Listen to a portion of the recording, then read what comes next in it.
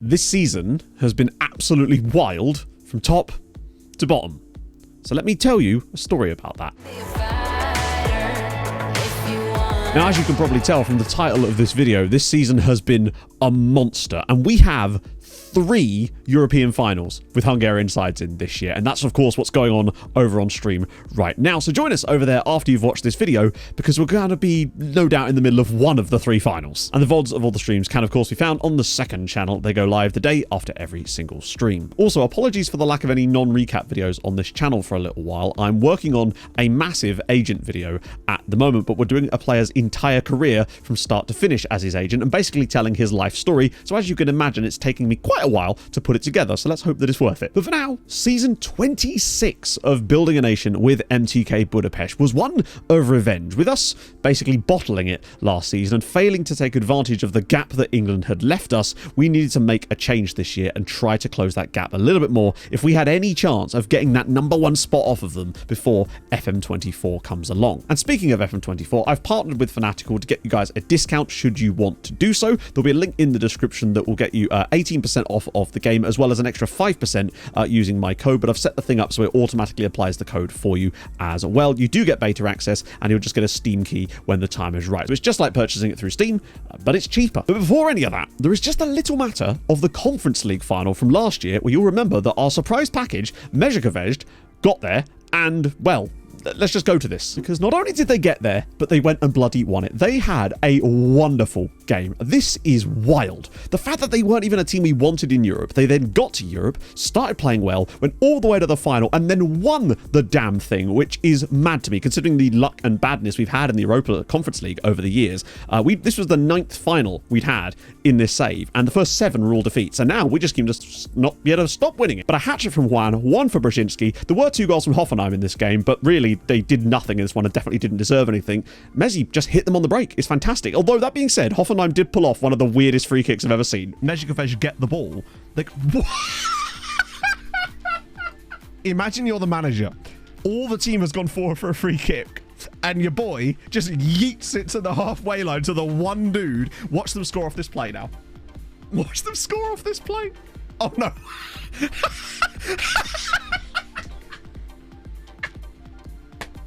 But now turning our attention back to us. As last year was all about player sales and building up a bank balance, this year was almost the exact opposite of that. This year was about signing people, and that is exactly what we have done. But in order to finance that, we did still have a few more sales to make first. So let's get to those. The first out was Eduardo Ramirez. He did, well, I think 2 years out of the club. Might have only been 1, actually, now that I think about it. But we got him for free, moved him on for £25 million to Chelsea. Once again, the ATM of Football Manager for us right now. That then continued as we were able to sell Kadamoko Diakite to Porto for £12.25 million. We'd rejected bids of £3 million from Manchester United in January, so just giving him some football in the second half of the year paid dividends, and he was able to be moved on for a good little change. And the last big out was James Boothby, the 33-year-old English midfielder who we picked up on a free transfer from Leeds. Got a couple of good seasons out of him. He was a really solid player, but again, as we wanted to move to a more youthful squad, we felt this was the right time, and he's on 300 grand a week at Atletico.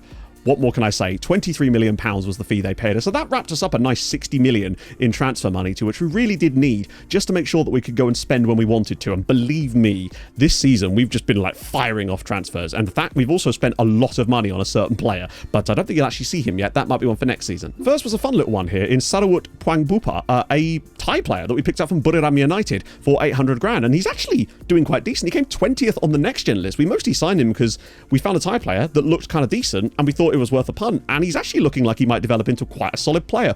On loan in the second tier at Pecsh at the moment, but still good. Then there was another cheap pickup in Fabio, £55,000 from Botafogo for a player of this kind of quality. I mean, he's got a loan to Ica, but look at the value he's got right now. He is a phenomenal player for £55,000, just bargains. Occasionally you will find really, really cheap Brazilians because of the release clauses. Kijvado actually picked one up for almost the same price. Then a bit more money was spent on Emilian Ringut, a Belgian international DM who we've paid £10 million to Sint-Truiden from, which is quite a lot of money, I grant you, but he's a really solid DM, and we were looking to freshen that part up. Ideally this year he was supposed to stay with the squad, but you know, with Messi being in the Europa League, we felt that they could do with a player like him, and he's done pretty well for them so far this season. Played 43 games this year for them. Really good for his development, helping them in the Europa League. So good for him. Then we dropped 8 million on Napoli's Cuban DM. Again, you could see we really were trying to find lots of DMs that could maybe pass the ball a little bit, and Alberto Guillen sort of fit that mold. But again, you don't see many Cubans, so I thought it was cool that we could bring a Cuban player to the club as well. 8 million's a bit of a stretch, but he has actually played 13 times this year for us. Oh, Coffee Monster has arrived. Latest transfer to announce.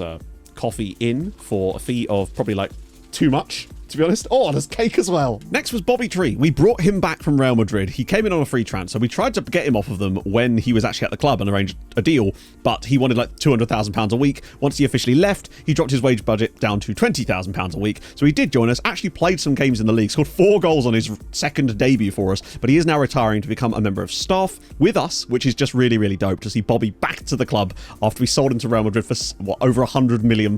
Next, we have the chap that I showed you at the end of the last one of these videos, but I wanted to give you a preview, and this is Erkan Kilic. He has now joined us, and he's kept that value and kept those ratings up, and he's just been having a really good year developing. Hasn't really played for us yet because obviously he's still only 16, but I'm still excited about what he could do in the future. Maybe a loan spell could help him, but he looks like a really good prospect. Then another of the recruitment focus finds, and this is Paul Eric Rossil. Again, another DM. They've been so many DMs that we found doing this. Another 16-year-old Dane, £4.9 million. His value is surprisingly low, actually, and I'm not entirely sure why, because he looks pretty good to me. Then we picked up Mohamed Amine Kouja from Lyon for 950 grand. Again, he's a centre-back that isn't really a centre-back. 6 foot tall, though, so maybe he could get his jumping reach up a little bit and get more to that. But again, some of these buys have been so cheap for us. That then changed dramatically when we spent £16.5 million on Wagner. So our left-back spot is now tight, because we have Romero, we've obviously got Lamberto Schumacher, and now 27-year-old Brazilian international Wagner.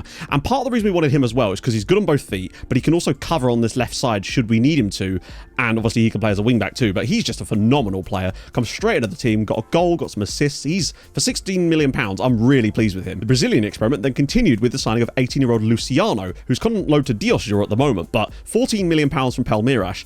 I just think he's a fantastic player. Again, a bit more money was being spent now, and you should see some of the money we've already spent for this summer. We signed a player for £27 million, but you won't see him till next time. It's an overpriced Belgian. Of course it is. And the last signing that's actually joined us right now is Jair, a 21-year-old Brazilian that we picked up from Vitória for £10 million. But again, it just sort of really floods that role with talent. He's played a little bit for us this year as a backup. We've just got so many players occupying those roles now, which is really good, because with Velázquez and Yamin aging out of the squad, we need players that are going to step in and become them. We do have Pablo Leal and Naceru and people like that, but someone has to take that by the mantle and just kind of go, and also play well in football, not just growl, obviously. I'll give you a sneak peek of one of the players that are joining us this summer. If you want to see the rest of them, you'll have to hop over the stream and ask me, or wait till the next video. But the one I want to show you is £27 million Steve Hardy. It's a lot of money, I grant you, but he looks wild. 1 cap for Belgium. He can play all through the centre of the pitch. He looks fantastic, and we're so excited to bring Steve Hardy into the club as well to really strengthen us going into the final few seasons of this save, even if it did cost us a lot of money. But I think he's probably worth it, frankly. I think he's a phenomenal talent. Now, as for tactics, you'll note that we've gone back to the old approach. Basically, the other tactic we were looking at last year, it seemed to work a little bit, but frankly, when it came to any team of real quality, it was completely washed, and we had to move away from it for our own good. You'll see exactly when that happened when I get to the fixtures, but yeah, it's a bit of a shame that we had to go back to this, but I would like to try and develop something cooler rather than end up playing 4-2-3-1 constantly. The problem is in FM, it just works. As for the league, 12-point win. In fact, didn't even get second, did Haladash. They had a bit of a weird season where the goal difference is still good for them, which shows they're playing well, but they just lost some games out of nowhere kind of thing. Debrecen sneak into the last Champions League spot with a negative goal difference. I have no explanation for that. They're just weird season for them. Kajvada back into Europe though, joining Honved and Giamot in there as well. Now, we most likely will get that 8th spot this year, as you're going to see in a minute. So actually, Mezhikavej will find themselves into Europe. And there is actually an outside chance that we could have 9 teams in Europe next year. But we'll get to what that is about in a minute. Diosdado sadly go down there with Spartacus as well. Puskás were in the relegation zone for much of the season as well. Kecskemét, despite having probably one of the best strikers in the world now, still only managed to come 9th this year because they don't seem to have much else. Briefly on the second tier, Molfehevar do get promoted back to the top flight. They've had a bloody good year, and Gora Diao scored 41 goals for them this season, which which is just outrageous, quite frankly. As for who comes up with them, there's Pax in there too, but there's also Shakvar, who have never been in the top flight in this save, and obviously our lads Azure in there too. But yeah, if Shakvar were to come up, they'd get absolutely destroyed, let's be honest, they would. And speaking of domestic competitions, in the cup what we tend to do, if we are to reach the final, because the cup's reputation is so high, we like to sometimes throw the final to another team because our board don't really care too much, but it gives them a nice rep boost for winning the cup. So naturally what we do is we like to play our Octo-Trek system against teams to see if they can beat us when we're playing 8 Trequartistas and then 2 centre-backs. Except Giamot clearly didn't get the memo. Ourselves. Bodies coming forwards. Everybody's in there. Everybody's... every single outfield player just made a run into the Giamot box. Grubasic drills on over the top and Marek's in again. He's very slow though. It's a Sidemen charity match, innit? Marek. His teammate got in the way. That's enough of the domestic stuff. Let's talk about Europe, because that's obviously the big deal right now. So let's get on to how we got on in Europe. Yeah, we went and lost our first game. We played that system that we were working on away at Chelsea and just got a bit humbled, really. Lucas Matavina gave them the lead. We didn't really offer much in this game. It just wasn't it for us. We made some changes and tweaks based on this, but I was worried at this point. But then we went away to Basel, made a few tweaks in the second half of this game and really turned it on. 2 goals for Blas, 1 for Romero, and we thought, okay, maybe there is something to this, but different quality of opposition, of course. But then in our next game, went out and absolutely humped Liverpool with this style of play. Wilson Roberto with a brace, admittedly. Blas got one in there too, but you could see just great performances throughout the entire squad. We were very pleased and thought, actually, maybe there is something to this. As we then went away to FC Copenhagen, Blas scored again. We were creative and looking pretty decent at this point, and we felt fairly confident. But then we hosted Bayern Munich and lost by 2-0. Nico Christoph and Neil Brock with the goals. Yeah, 2 defeats is not acceptable for us at this point, and we kind of thought maybe it's just not great. And that game was this one, away at Inter. We fell 3-0 down after an hour mark in this one, and at that point I was like, no, noping out of that one. Immediately switched back to our old style of play, and within 6 minutes we had scored the equaliser. Blas, Patrice and Stojanic with the goals. Janos actually had the chance to win this for us late on. Inter should have won. Take nothing away from them here. But we looked so much better once we switched back to our more familiar style of play, and it just showed. And from that point, we just kind of didn't look back. Hosted Crvena Zvezda in the next game. Blas, Bigmanovic and Patrice giving us a very comfortable win. But then unfortunately, just had a massive off day on the last day of the group. At home against Bayer Leverkusen, a draw. And you can see that's 2 draws, 2 defeats and only 4 wins. And I guess you're thinking that's probably not enough to get you into the top 8. And you'd be right. It absolutely wasn't. It was our lowest finish in the Champions League group stage for 13 years. Luckily, we needn't have worried, because Haladáš and Budapest Honvéd decided that no, we got this, pal. And boy, did they got this. I mean, Haladáš with 6 wins out of 8 games. You could see they beat Chelsea, Dortmund, PSG, Arsenal away from home. They're just absolutely massive. The only game they lost was against Liverpool away, which is a bit ironic because they played very well there. Foreshadowing, by the way, on that. And then Honvéd was a similar story. They didn't lose a single match in the groups. They beat Real Madrid at the Bernabeu. They beat Arsenal, Red Star, Lazio. They've got 3 draws in there too with Milan, Dortmund and Ajax. They were massive. But there is one big disappointment.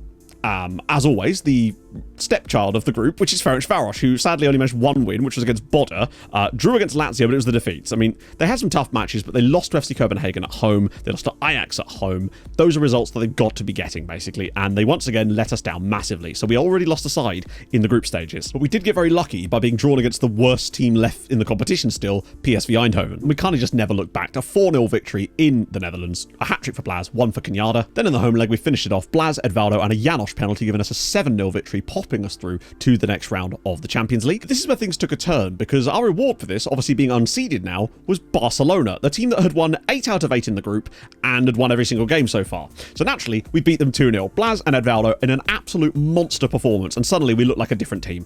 We were fantastic. Robinette and Thorley's injuries did not help Barca in this game at all, but we dominated them. And it got even better as we went to Spain and won 2-1 there too. Edvaldo and Bigmanovic with the goals. Anthony Pai got 1 back, but it was exactly what we needed to get through to the next round of the Champions League, where it wouldn't get any easier as we would face Paris Saint-Germain. But it was such a similar story to the Barcelona tie. Blas and Bigmanovic giving us a 2-0 win in the home leg, and that's exactly what we wanted. However, that lead was wiped out in 9 minutes at the start of the second leg with Arts and Cunningham. Luckily, Blas got us back in front in this one. Francis Yema then got another one back for them. It was just end-to-end action for both teams. No one really knew what they were doing in this game. But then Blas gave us back into the game before Bigmanovic probably killed it off to give us a 5-3 victory on aggregate. I think PSG were unlucky not to win this match on the night. I think over the tie, we were the better side, just based on the first leg alone, but they were definitely unlucky not to win this game. And that then set up a semi-final against probably the best team in Europe at this point, and that is Real Madrid. They are stacked these days. And once again, phenomenal home performance. Hugo Kenyatta was the only man to actually break the deadlock here, though.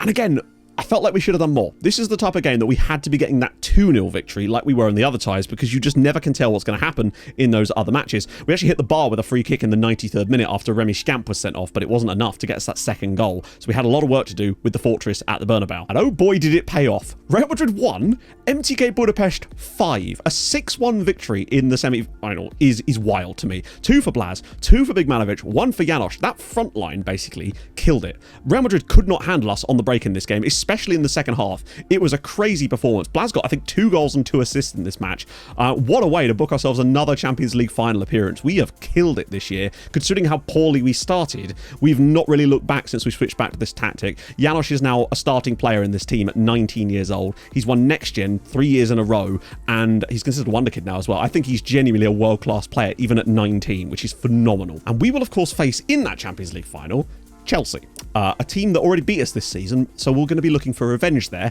and we already have a bit of a record against them too, so that's what we're going to be doing over on stream today, of course, but there's still other stuff to talk about. So naturally, our 2 Hungarian compatriot teams didn't have to play in that extra round and got themselves a nice bye, where Honvéd were presented with Dortmund, and Haladash's reward was Liverpool, because of course it was. But Honvéd got off to the best possible start. A 4-1 victory in Dortmund with Kukoc, Jose Carlos and Beng Sword, of course, with 2 late ones, giving them surely an unsurmountable lead going into that second leg. And what a chance for them to make the quarterfinals, which they then did with a 0-0 draw at home against the German side, pushing themselves, I believe, to their first Champions League quarterfinals. Haladash, on the other hand, found things a bit more difficult, losing the first leg by 1-0 to Tom Pennington's goal. But let me just show you something. That was Liverpool's only shot on target. Haladash were not bad in this leg by any means, and I think just got a little bit unlucky. In the second leg, however, in fact, I'm just going to let the clip show this one. Fun was.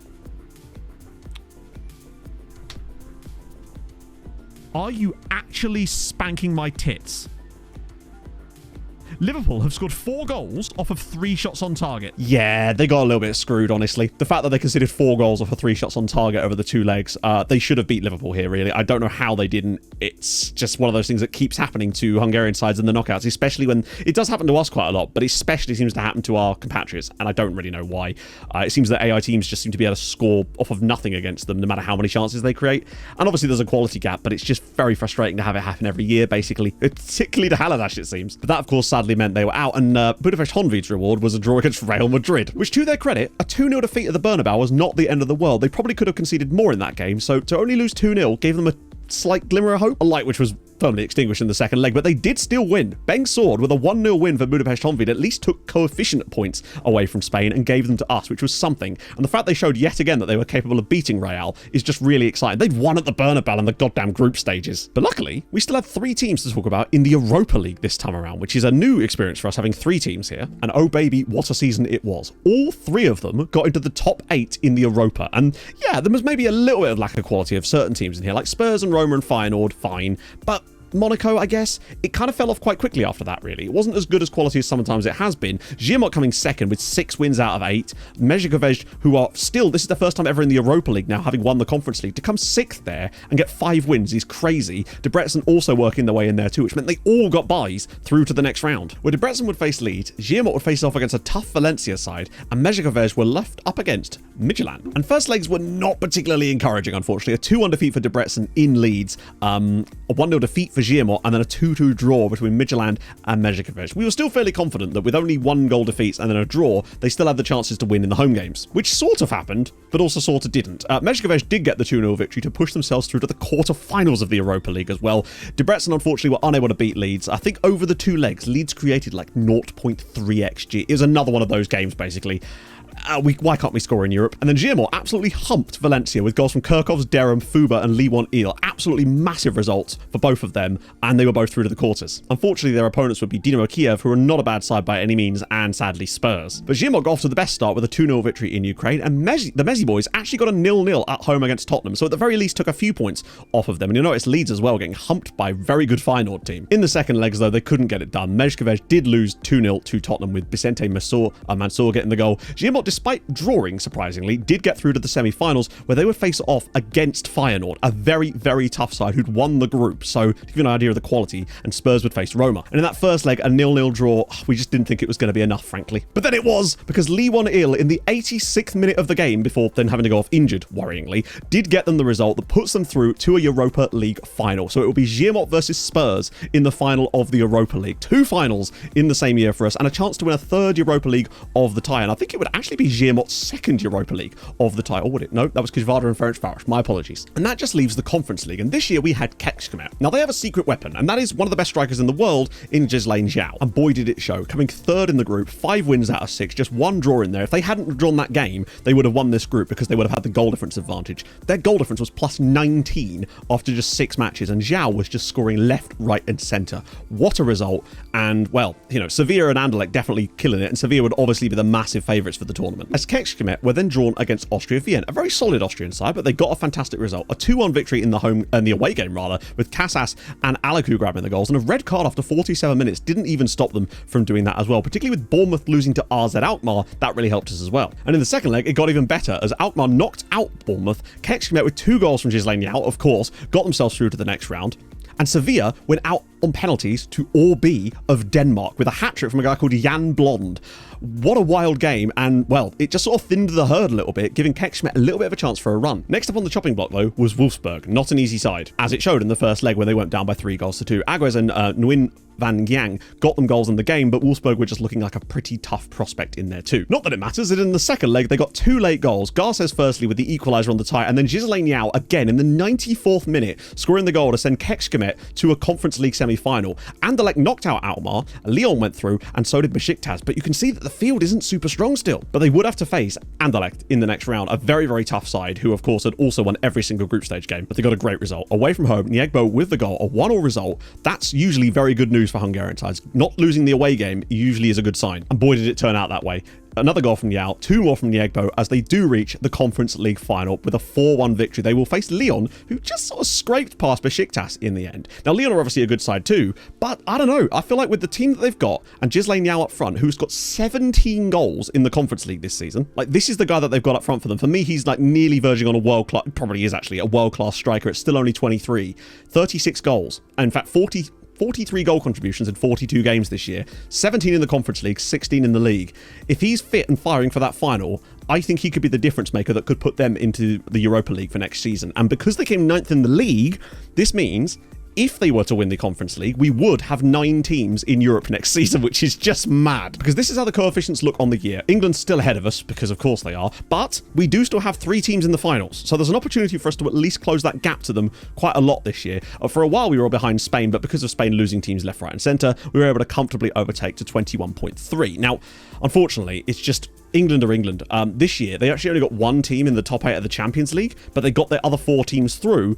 And because of that, and because of the way the FM coefficient is set up, and I don't know if this is how it's going to work in real life, I assume it won't. Basically, England got to play an extra round because of the playoff round. They got coefficient points for playing in that, which I don't believe is going to happen in real life or something. And it meant that they actually got an enormous bonus for doing poorly in the group stages. Which was just fantastic. It feels like no matter what we do, we can't deal with England. It's one of those things because they all came through, I think, except Manchester City. I'm not sure. Regardless, England's gap remains at just under 10 points. Next season, it's going to come back by a massive amount, but it's just like, how are we going to catch them when they're just so damn good?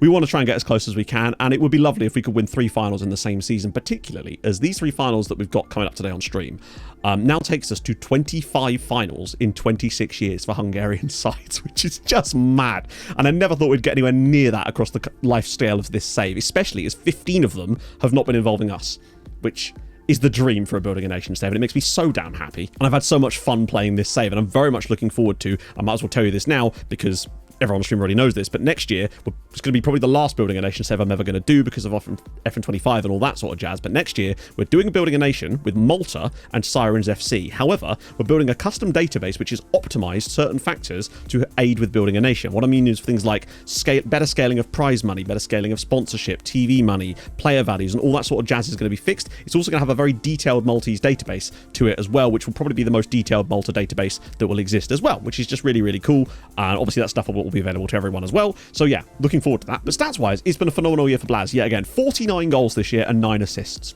The man is a machine, basically. If he'd just been a bit better in the cup matches, honestly, he'd have been looking at 60 goals. He only got 5 and 5 in the cup this year, despite us setting it up so that he could score loads. It just didn't happen for him, unfortunately. So that's the only reason he's not broken his record from last year. But hopefully a goal in the Champions League final will allow him to get that 50th goal. Bigmanovic with 17 again, looking like an absolute boss. Janosch with only 9. He does need to work on his finishing a little bit, as he's definitely improved this year. Obviously, he's 4-star CA, just turned 20, but I would like to see more goals out of him. And clearly he's getting in the right positions he's just not finishing them off. But what I will say, bro is our top assister this year. 18 assists for János, including 11 in the Champions League, which is crazy. He's the top assister in the Champions League by like 4. And they've all been, he's not taking corners or anything. He's just such a pass merchant when he's playing out wide. He just puts it on a plate for people constantly. I'm so happy for him. It's actually weird that he has 2 mistakes leading to goals. I didn't even realize that. But there you go. János has been fantastic. Edvaldo has been fantastic too. Those two have been killing it. Hillestad as well. 18 goal contributions for him. Still only 22. There's a lot of quality in this team and we're very excited about it, particularly with the new lads joining us over the summer. We're really ready to go for next year. But right now we've got other things to concentrate on, like those 3 finals. Just to show you what János is looking like now, because whoa, hang on a minute, whoa, when he actually got his page, it's changed it. Point being, he's phenomenal, and I don't know where his ceiling is. To have this sort of attribute progression by the age of 20 is crazy to me, and it's 6, he's got 6 points of strength already, and he's 20. That's dope. In case you are interested, just very briefly, the Hungarian national team, again, doing really nothing, 65th in the world, but János is already their key player, and that's exciting to me. The loan farm has shrunk slightly as we have been trying to sort of consolidate into the teams that we feel like can actually have an impact now, and that's definitely been a factor as we brought some players back. As for the loan farm and the quality within it, well, top scorer is actually Gorodao, of course, with 41, but then Jisai Nyausen there too, Cardozo with 32, Joaquin Silva with 29, and obviously Beng Sword of Budapest Honvéd. If it wasn't for that injury that he's had, which unfortunately will keep him out for a little bit longer, still, we really hope that he's still going to be fit for them to want to extend his loan, because that would be woeful if he came back. He's been fantastic this year, and you can still see there is some mad quality at some of the very best sides. Some of these players are actually quite old now. People like Ben Solaris, 32, has been out on loan since he was 70. I think the biggest shining light in the loan farm this year is Hugo Paredes, who was actually second on the next gen list behind János, and is developing fantastically. Another one of the youth recruitment, the recruitment focused signings. Fantastic player. Finances obviously are taking a dip this year because of all the signings we've been making, but with less and less seasons left, we're now caring less about building up that budget, and we really are just trying to maximize our squad value and getting as many good players in as possible now over the next couple of seasons, because I reckon we've only probably got 2, maybe 3 seasons left after this at a push before F24 comes around and we have to tear up the rulebook and do, well, we're doing a US men's national team save on the beta, so that's going to be wild. But regardless, over on stream right now, we have the 3 European finals to do. It's only the second time in the save we've been able to say that. We got 2 out of 3 wins last time. I reckon we got a good shot at winning 2 of them at least this time. I think us and Kekskomet are definitely favourites. I don't know about Guillemot versus Spurs. You just never know. But I think if anyone can do it, they can. So join us over there for that right now, and I'll see you guys very soon. Thank you so much for watching. If you've enjoyed the video, give it a like. If you're subscribed, then stay subscribed, I suppose. What are you doing? Silly. I'll see you guys soon. Hold your gun. Capybara.